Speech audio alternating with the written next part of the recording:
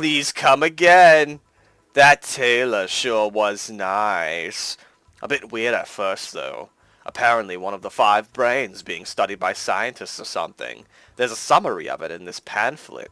Let's see. Oh yeah, I've heard of them before. Can't believe I actually met one. Oh man, it's like the Jackson 5, except we're gonna find out there's a 6th brother.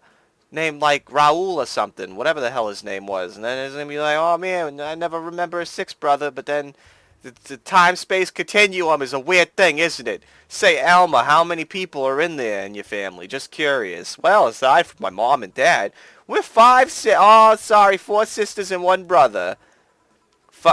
Did your sister become a man? Oh, okay. We're going there. Funnily enough, we all have names that start with the first 5 letters in the alphabet. So you're the oldest one. No, I'm actually the middle kid. You're the middle kid, but your name starts with an A. Don't think too much about it. I never said the order reflected our ages. My sister Charlotte's the oldest one. Then there's Daya. Then there's Eva, and then at the bottom lies Belle. Oh, sorry. The youngest one is Bernardo. You've never been alone, I'm guessing. Don't complain about that, I guess. It helps that we were never 5 in the same house. By the time Iveta and Bernie were born, Danya and Charlotte had already moved. Speaking of family, today I came because I needed a break from everything that's been going on with them. All my family drama. Do you live with them? No, but Iveta and Bernie do. Not to mention I visit them almost every day. Anyway, my second eldest sister Danya is separated from her husband. It's not even been a week and she's already got some other guy in her bed. She left a kid with the husband's parents and pretty much forgot about them. Wow. Oh, don't do it. Don't do it. Just never mind. The fact that they need to go to school and all that. Darn. Danya's life has always been messy, but these days she's really making it big. She wants time for herself and to live her life.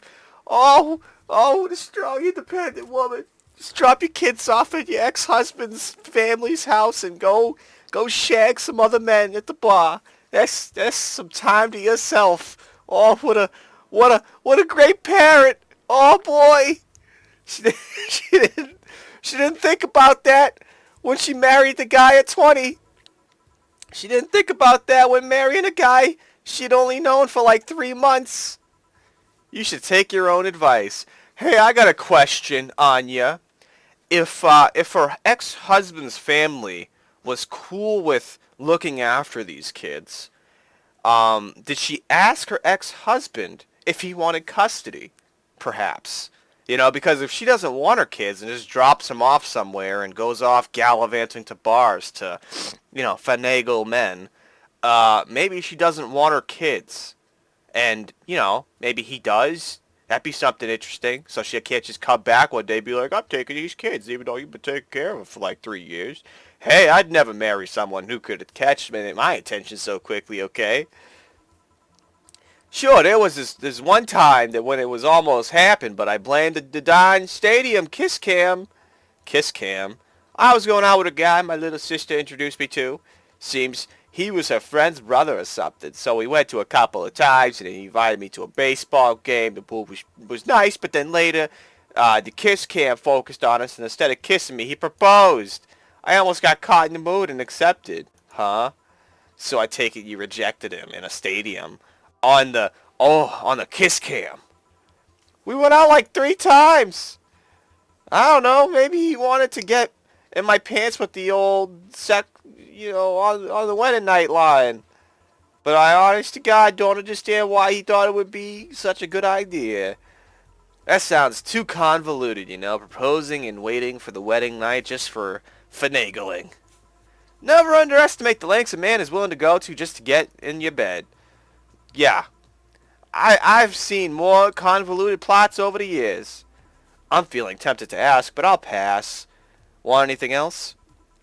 Oh, what's that bottle? Oh yeah, it's just some rum a client gave me yesterday. A gift? What did you do?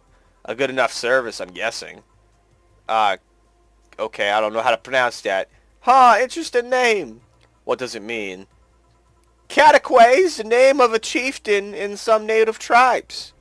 I see. Do you want me to serve you some of this? I'll pass. I don't have too many good memories where rum's involved. Get me a fringy weaver instead, will ya? Okay. Wonder what's up with her and rum, but anyway, let's just give her a fringy weaver. Give her a fringy weaver. Gonna get one of these, it's some of that. It's nine of these. 6, 7, 8, 9. Aged and mixed. Fringy weaver. What kind of memories do you have with rum? Nothing you need to worry about. Oh, okay. Alright, now it's my turn to ask you questions. About what? What kind of family is your family? Well, I'm an only child. My mom and my dad split immaculate. My mom is a violinist, and she was always away from home with the orchestras. Oh, jeez, I spent most of my time with my dad, my aunt, and my grandpa. Aside from that, I'd say my childhood was quite uneventful. Huh, didn't you get something like your mom's artistic vein or something? I played the violin until I was around 16, I think. What made you stop? It was, I don't know, I just kind of said, that's it, and then one day I stopped. What about cousins or the rest of your family? Oh, geez, I don't know what that was. I see very little of them, actually. Mainly because my dad moved away from most of them, and most of my mom's family lived in France to boot. So your mom's French? Yeah. Can you speak French?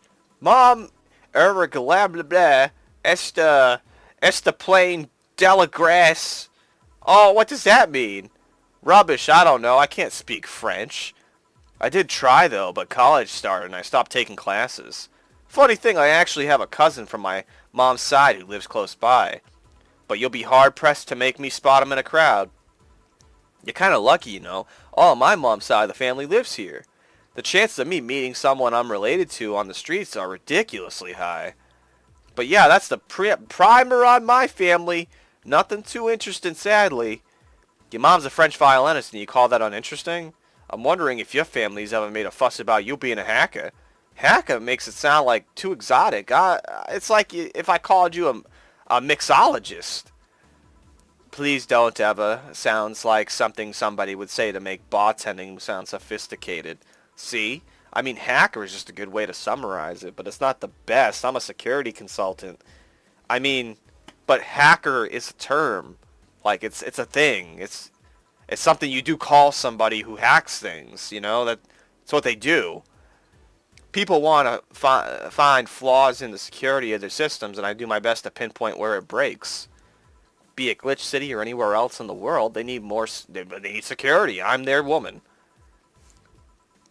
You've told quite a few stories about cracking into databases to retrieve info like some sort of mercenary, though. That doesn't change the fact that hacker is not the best term to use. Makes the whole thing sound illegal when it's actually an honest job. Didn't you tell me once secured some incriminating pics from a guy's cell phone? A mostly honest job, sheesh. What made you become a hacker, by the way? I've always been a sucker for puzzles. Even as a kid, I always had a Sudoku or a crossword with me.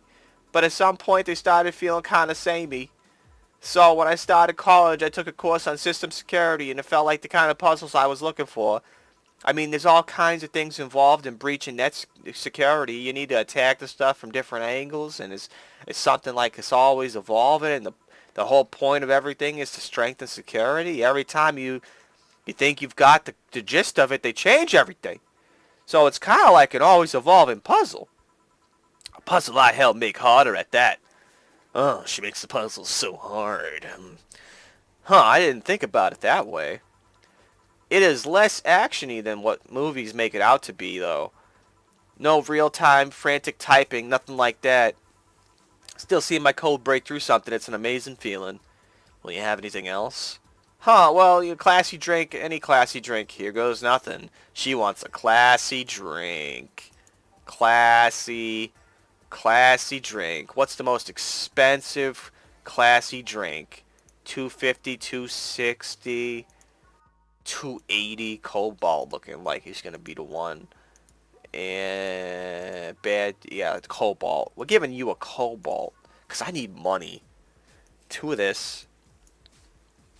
3 of that. Okay. 5 croatillans. Okay, all mixed on the rocks.